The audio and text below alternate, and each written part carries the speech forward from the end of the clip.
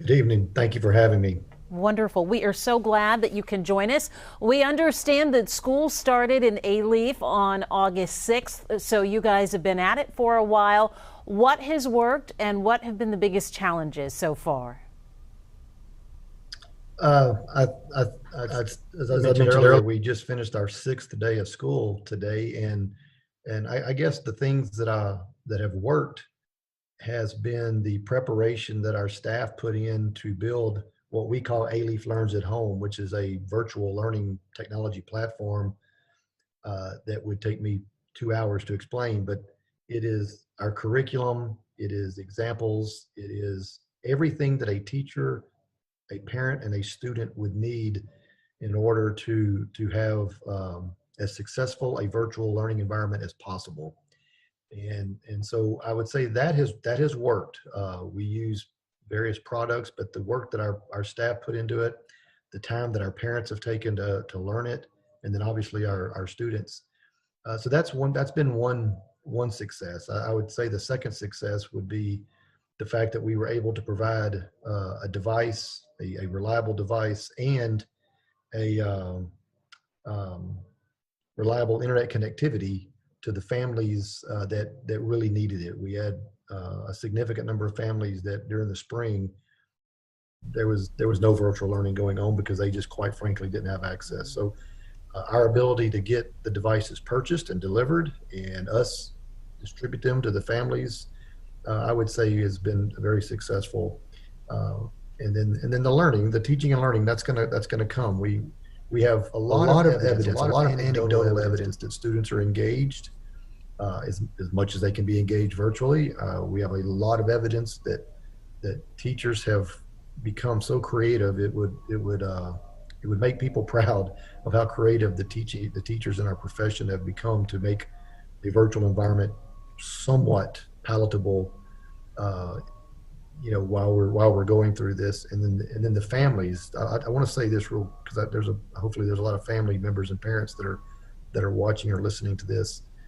Uh, the degree of effort that parents have put into making their home, or at least a space in their home, um, a classroom, a mini classroom for their child or their children, has been extremely impressive. Trying to create quiet places so there's not a lot of disruption, and I know that's hard to do in a rural life environment. But those three things I would say were successes, with a lot of others. But I would mention those three.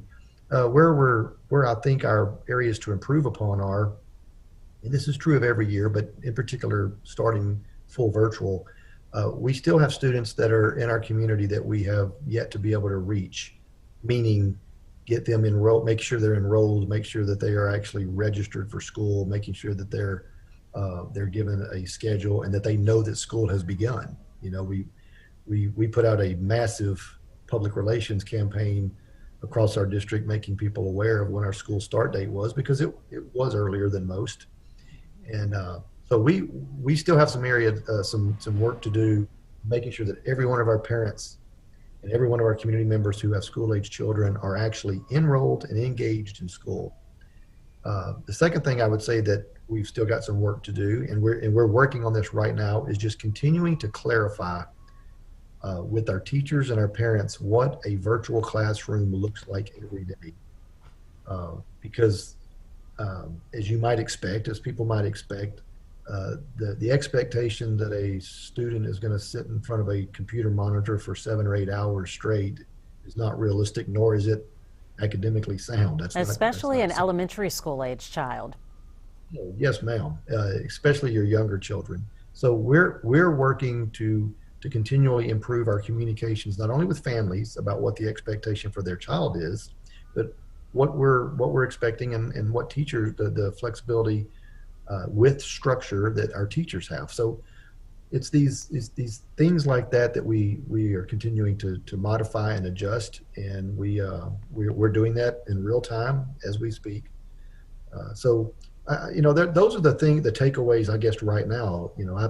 I feel really pleased, to be honest with you, that for the vast majority of our students and parents and teachers, this has been a good opening. Not excuse me, not to dismiss that it's been great for everyone. I don't want to mislead anyone. We still have, one of the problems there is we've got to work on and we've got to deal with is our parents with special needs children and our younger children. We've got work to do to make sure that we're supporting them to the best of our ability. So those are things that are top of mind for me. I want to get to some questions now. Colleen Dipple asks, how do they know the curriculum is a success? Have they assessed students yet? And I think what she's referring to, you had mentioned that we know the virtual classroom is working, that you're seeing activity. Is there a way that the district is monitoring or tracking a student's involvement, participation to deem that it's somewhat of a success? That's a good question, and I have talked about this in other settings before. It's one thing, a lot of us, a lot of educators in particular, we use the term engage a lot with virtual learning, making sure students are engaged. And I think the definition of being engaged by a student in a virtual environment doesn't necessarily mean that they are progressing or that they are demonstrating mastery of a content or mastery of whatever the teacher is wanting them to teach. So to Ms. Dipple's question, we have built-in assessments and they're embedded in the curriculum, and it would be very similar. It'd be very similar if the kids were sitting in front of a teacher in a classroom, but teachers are using assessments, their own adaptive assessments they use, which kind of monitors a student based on where they are in any particular content area, and then based on that assessment, it makes a determination as to what level of remediation or what level of advancement do we move with that child. But a lot of it's being measured by students, by staff members through their assessment program that's built into the curriculum. And even if it's not built into the curriculum, it's things that teachers do every day anyway. So they're monitoring that. So give you two good examples. One would be part of the way in which we're measuring student progress, or that they're actually mastering the content, is the performance on the work that we're requiring them to perform. And we have a digital platform for students to turn that work in. It can be turned in multiple different ways. I mean, they can send emails, they can send attachments.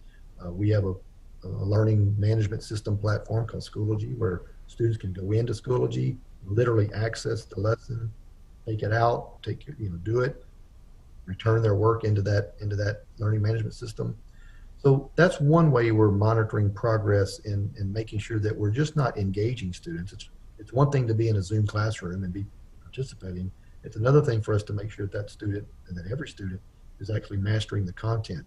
And then one other thing, which I think most parents, I know educators are extremely interested in this, and that we've been talking about it, and that is, how are we going to assess, or what are we going to do to answer the question, how large are the learning losses or the learning gaps that took place last spring, over the summer, and then moving into this virtual environment? Excuse me. Yes, sir. So we're going to be using several assessments. Some, and they're going to be kind of common across grade levels and across content areas. And they're going to be measuring up against the state of Texas's Texas Central Knowledge and Skills, the TEKS, T-E-K-S.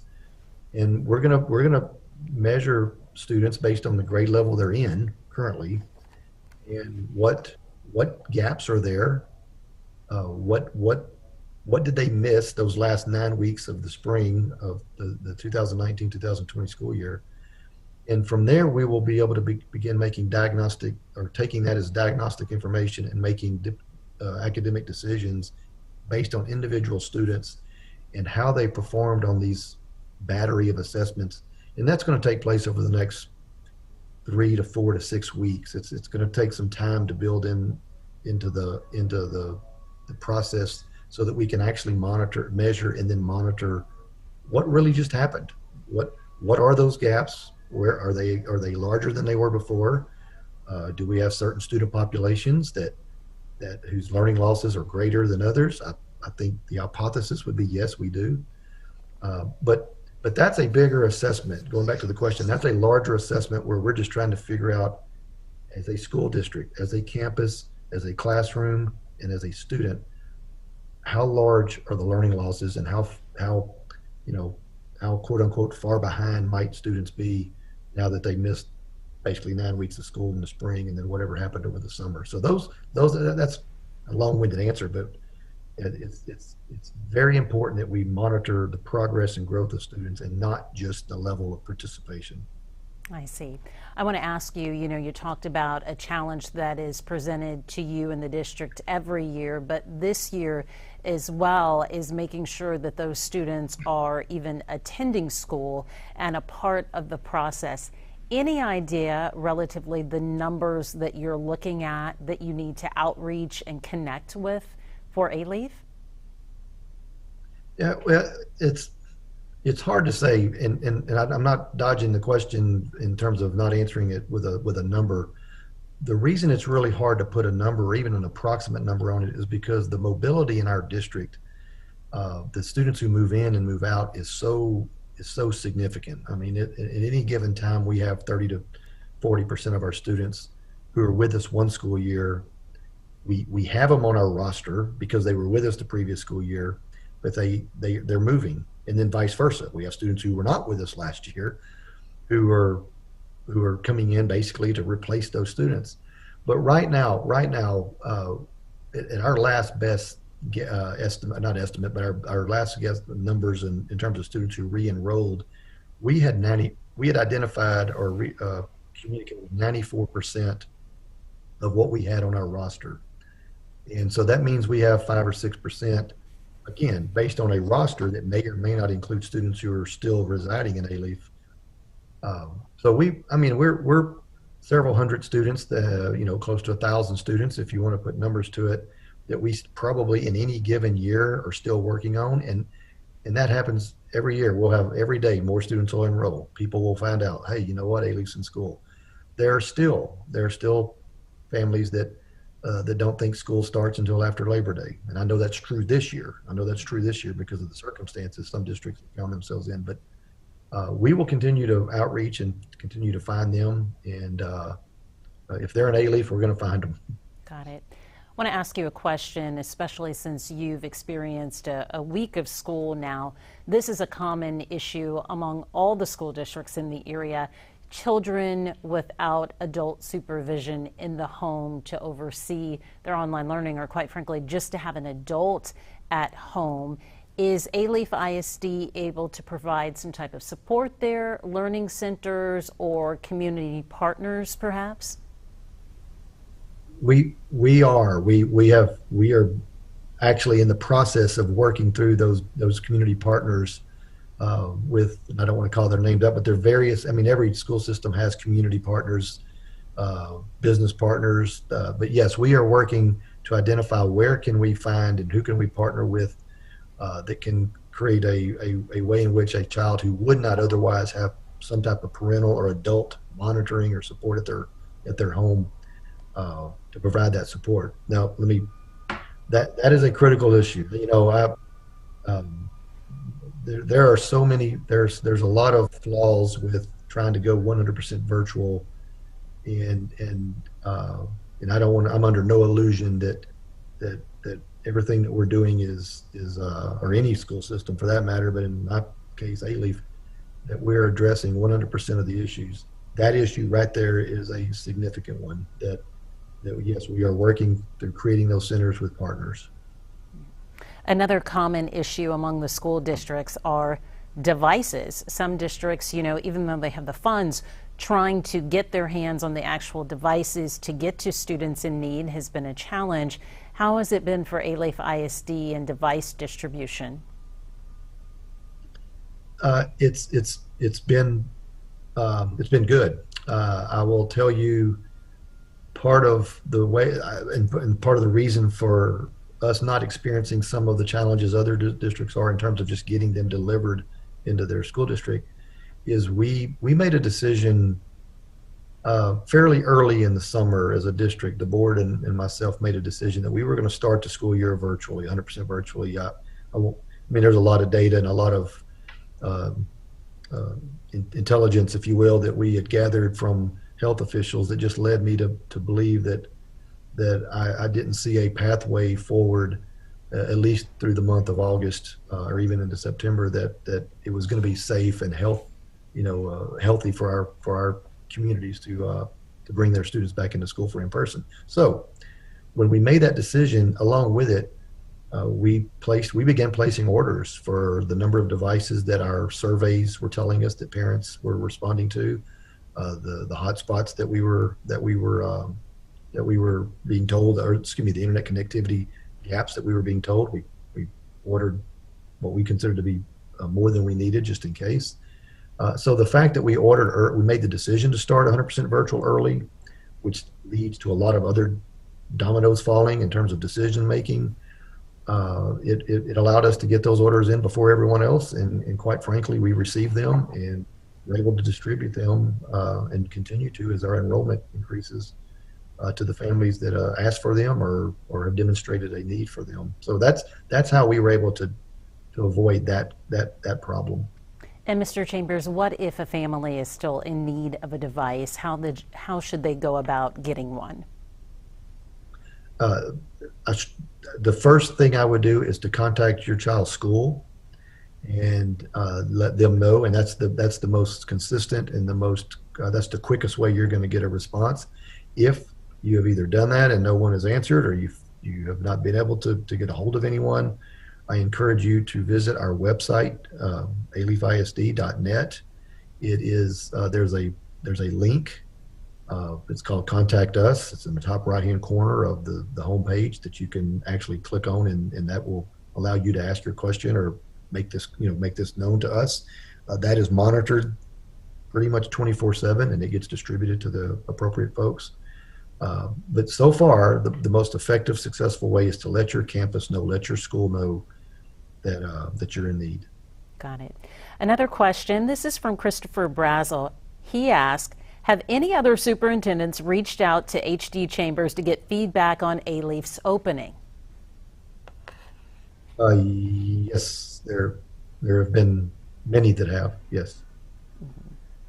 And I assume they're wanting to know what worked, what have been challenges, and so forth. Yeah. Some have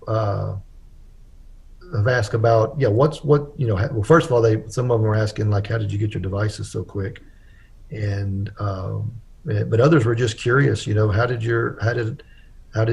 enrollment look? We're all worried. Everyone across the state of Texas is really worried about their enrollment projections and the ability to find the students, as I mentioned earlier. That's going to be a challenge for particularly your large urban and suburban districts in the the huge metro areas.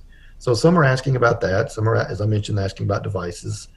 Some are asking specific questions about, the way in which Alief has set up their curriculum platform, the Alief Learns at Home, and how are we checking attendance and that kind of thing. But yeah, I've had a lot of outreach from a lot of superintendents from across the area and across Texas. Would you say half a dozen, more than that? What's it been like? I'd say more than a dozen. Just put it that way, more than a dozen. Okay. Another question now. This one comes from Sandra Rivera. She asks, will the schedules change on how many hours the kids are live? If she's asking if the schedule will change on how many kids are like live in a Zoom classroom, that's let me answer it this way. Again, I'm not trying to dodge the question. Because it could vary depending on the course and the content and the grade level. But if the concern or the question is based upon students being live on a computer monitor for way too long during a school day, I would anticipate that we as a district and other districts, but in particular Alief, that's one of the things we're trying to monitor right now is how long are we.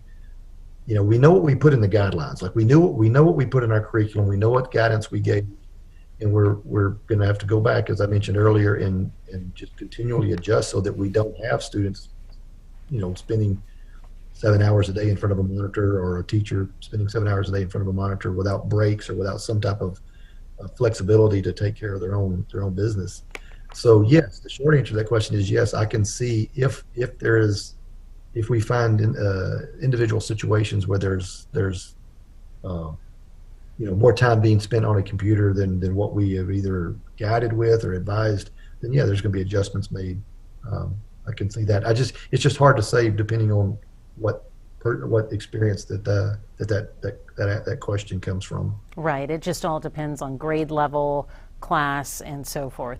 Okay, another question. This one is from Catherine Samuel. She asked, when does Alief plan on in-person instruction? So that's the $64,000 question that everyone's grappling with. We've been grappling with that since March the 12th. So let me. I'm not going to give a date because I don't have one. All right, I don't have a date in mind. What we are going to do is we're going to continue to look at the health conditions in our community and in our district, as well as the surrounding areas. And as most of you probably know, the county put out some guidelines yesterday, or some recommendations there, if you will, that are there just to provide some type of guidance or support.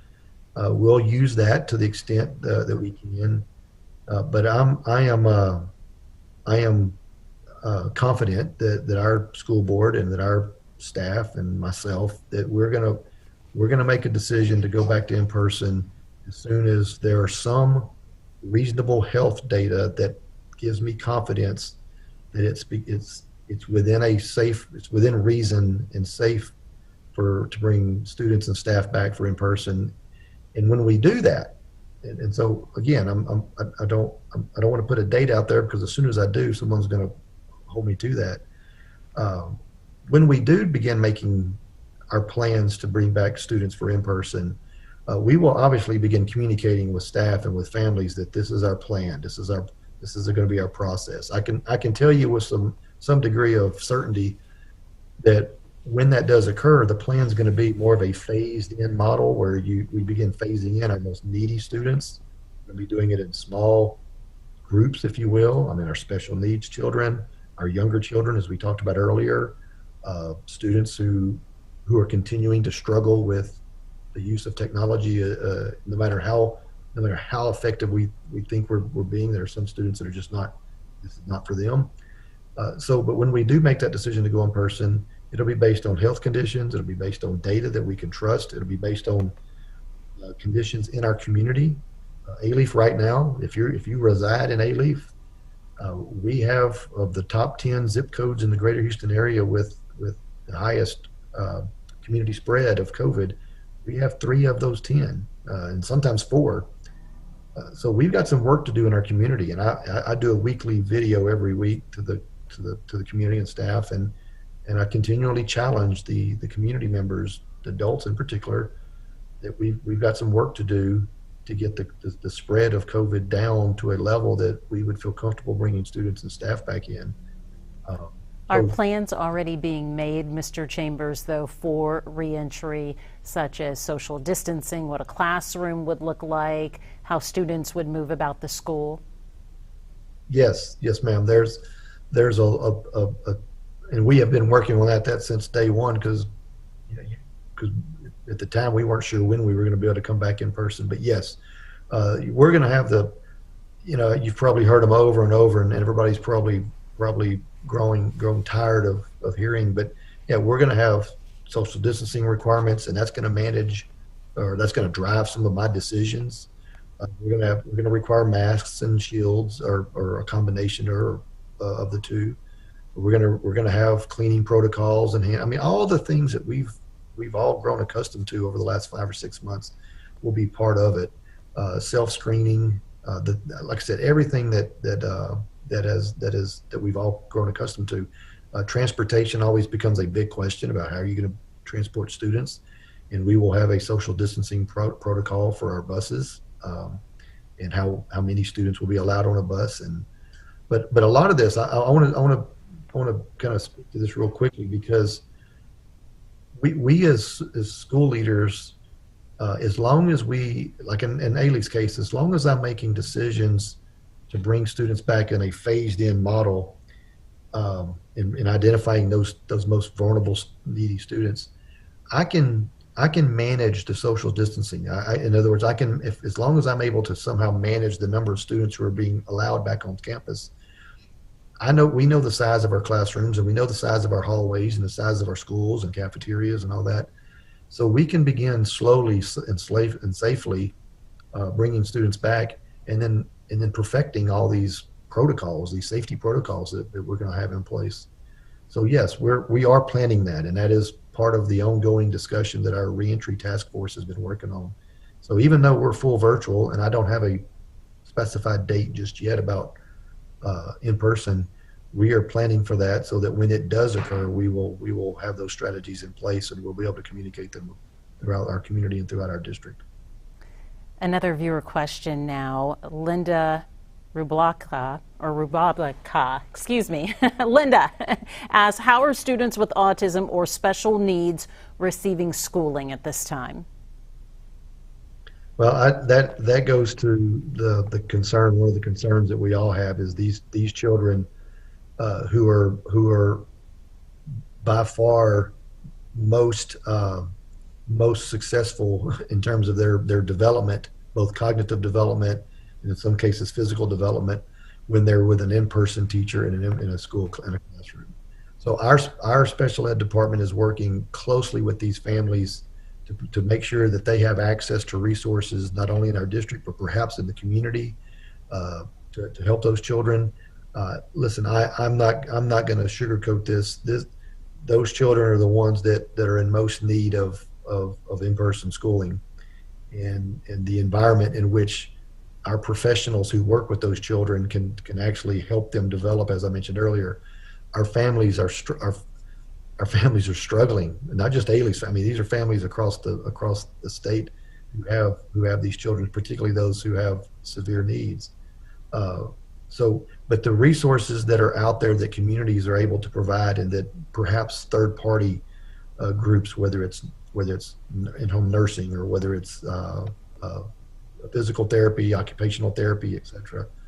Those are the things that we're trying to make sure that our families have access to while we try to get their children back into school as fast as we possibly can. But to the person asking the question, it is a difficult task, and even under the best scenario in this virtual environment, it's going to be difficult. Right. I want to ask you now about meals. We have a concerned citizen who reached out to us saying that the district has been great about preparing meals and getting them ready, but pickup hasn't been as good, that families, for whatever reason, have not been picking up food. Is this the case, and what can we do to get families the food they need? I'm actually glad to hear this. Our plan, what we're doing now, and depending on what age level the person that submitted the question is, but every one of our elementary schools, every one of our intermediate schools, and every one of our middle schools are having meals, curbside pickup for families between 5 p.m. and 7 p.m. every day, which that meal is in preparation for their next day. So between 5 p.m. and 7 p.m. So for example, today, well, it's 7 p.m. right now, but between 5 and 7 p.m., every one of our elementary, middle, and intermediate schools are having curbside pickup for families that qualify or who want breakfast and lunch for tomorrow. High schools, if the child that they have is a high schooler, they can pick up doesn't matter where they go to high school, they can pick up meals at the same time at either Taylor High School between 5 and 7 p.m. or at Elsick High School between 5 and 7 p.m. We have a bunch of signs around the schools to direct them to the right place. So the question may beg, okay, why 5 p.m. to 7 p.m.? One of the things we learned in the spring when we were doing curbside pickup for families, we did it in the mornings I want to say we did it from 9 to 12 or 9 to 11. I can't remember the time frame, but we had a lot of concerned families whose parents said, we can't get there because of work, or that's the middle of the day. Could you somehow do it in the afternoons or the evenings? And we had a pretty significant number of folks asking us to do that. So the reason we moved it to 5 p.m. to 7 p.m. was for that reason, for those who are coming home from work, or it's it's a little bit more convenient for them. So I'll make a note of that question and that concern, and I'll make sure that we're communicating out to families that that we're doing it, one, and then when we're doing it and where we're doing it. And I'll tell you, I'll be honest with you, the numbers, the numbers of families picking up meals the first couple of days was lower than we expected. And so we take responsibility for making sure that we've communicated that to every family. So we've redoubled our efforts to make sure families and parents are aware of all the details that go along with that. I want to share this because, you know, teachers, boy, they are so special. And Kristen Bass wrote us and said, I'm a SPED teacher, and Alief SPED is special education.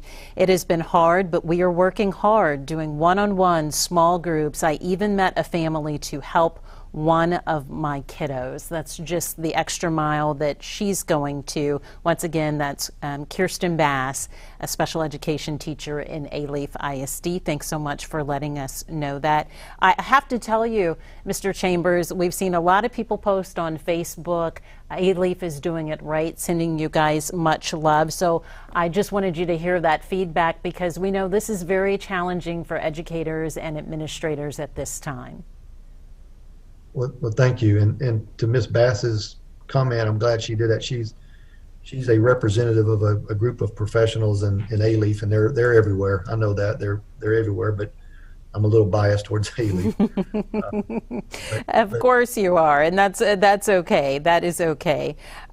We also had a question asking if they are able to unenroll their children once there is on-campus instruction again. I think that's applying to those parents who have concerns about sending their children back to an actual campus. My question is, will they have the option to continue online learning? Yes, and I apologize. I probably didn't make that very clear in that earlier question you asked me about when we might go to in-person. The short answer is that families are going to have a choice. They are going to have an option for whether they want to continue with Alief Learns at Home, or whether they want, or whether they would prefer that their children come back for in-person learning. And I want to try not to complicate this, but this is an issue that we're all going to be dealing with when we make these decisions about bringing students back. Right now, the way the state of Texas is incentivizing, but through funding, school districts for in-person learning, or for at least moving to in-person learning as soon as possible, is they have given districts, the Texas Education Agency has given districts 8 weeks of transition time to be in a full virtual environment if they choose to. So for example, Alief, I'll just use our district. We're in week 1 of that 8-week transition period. And then at the end of that 8 weeks, the Texas Education Agency is going to give a district an opportunity to ask for a waiver to continue in full virtual if the health conditions warrant that. If we come to the conclusion it's just not safe to bring staff and students back. However, in the middle of those 8 weeks, districts do have the option of beginning to bring students back, like I said earlier, and phased in. And part of that phasing in would be based on parents' desire.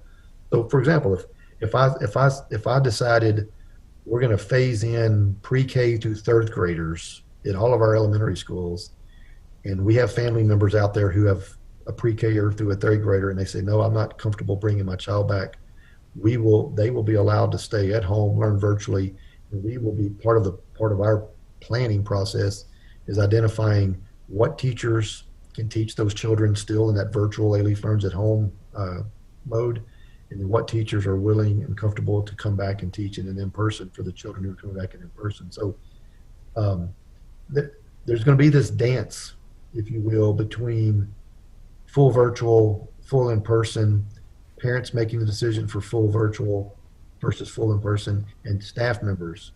And we are, and I'll say this to all our staff members, we're going to work as closely with you guys as we possibly can, so that we are not putting anyone in a position that they're uncomfortable with, but fully knowing at some point, when things get better, when health conditions get more palatable, that we're going to slowly get our students back in place as fast as they can. But there's going to be an option for that family member who asked that question. Do they have to withdraw their child? The answer is no. They will stay enrolled in Alief, and they will be able to continue with Alief Learns at Home until they feel comfortable in their child coming back. We're getting to our wrap time here, but before we go, best resources for parents right now if they still have questions and concerns and need answers. The best resource for specific questions and concerns, this is what I would encourage every parent to do, is to go to our website, and on the Alief Learns at Home, there's a link. You can't matter of fact, you can't even access the website without acknowledging it, like right there in your face. But it's got a frequently asked question page for it, and these frequently asked questions are being updated almost daily. I would highly encourage family members and parents to visit the frequently asked, the Alief Learns at Home link, and look at those FAQs, the frequently asked questions, because there's a lot of questions that we have heard over and over that we have put into that. So that would be my first suggestion for those who can do that. My second suggestion is to contact your campus, and they will attempt to direct you in the right position. And I understand some people get frustrated because they call and no one picks up, or they're on hold for however long, or no one calls them back. If that is the case, please go back to that Contact Us link that I mentioned earlier that's on our homepage. Type in your question. Make sure you give us your email address or some type of way to communicate back to you, and we will get you your answer. But one of those three ways, the webpage with the FAQs, your campus, or the Contact Us, would be the three I would suggest. And finally, your message to parents and students for this school year. To parents, I would express my gratitude for your patience and your willingness to play a larger part in your child's education than you ever would have imagined. Second is that we are going to get through this, and there is going to be in-person school, and we're going to do it as soon as we possibly can based on health conditions. I would encourage you to continue monitoring your child, making sure that they're participating and being engaged. And I mentioned earlier, there's more to it than just that, making sure that you're doing everything you can do to have your child engaged and demonstrating and doing the work that the teachers are asking them. Never before have we counted more on parents to play a role in this. But I would also say this is not forever. This is not forever, and we're gonna be back to an opportunity to have in-person learning as soon as we possibly can. To students, it's your responsibility. It is your responsibility to show up in class, even though it may be in a Zoom classroom. It is your responsibility to take care of the work in which teachers assigned. It is your responsibility to demonstrate to your teachers that you're mastering what they're teaching. We will do everything in our power on the quote unquote the adult side, the teacher side, to support you. But you have to meet us and help provide that demonstration that you're doing what's expected of you. There are going to be grades. We are not going to just pass people for just showing up. So be aware that the expectations and the standards of our educational system and what we're delivering to students is as high as it's ever been, fully knowing that the conditions right now are fluid and that we're going to have to be flexible in some cases. But where we're not going to be flexible is allowing students to just not engage and not participate, and us just unilaterally pass them or move them along if we're not confident that they're ready to be moved along. That's not fair to any of us. In particular, it's not fair to that child. So we're counting on students to meet us and work with us and to do what's asked of them in this virtual environment. And then last but not least, to the teachers and the adults, I would. This is kind of a general philosophical type response.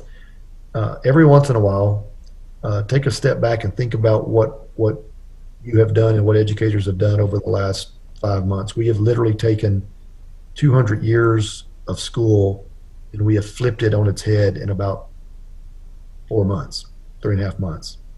And we are doing things that no civilized country who offers education to every single child. We're doing something that is never done in the history of mankind, and that you're a part of that, and it's an awesome responsibility. And what you're doing as teachers and educators who are on the front lines working with these kids every single day is as inspiring as anything I've ever witnessed in my adult life. And so continue with that. And again, we're not going to be like this forever. We're going to slowly move into in person at some point. And when we do, we just want to make sure that we have not allowed a health crisis to turn into an education crisis. And I think that's what we're all trying to defend and not allow to happen. Well, we wish you the best this school year. We are so appreciative of your time. Of course, we are so appreciative of all the staff, the teachers, everyone, down to the members of the lunchroom, making those meals and getting them to children. HD Chambers with Alief ISD, thank you so much, sir, for your time. It's been my pleasure. Thank you. Wonderful. And thank you, everyone, for watching.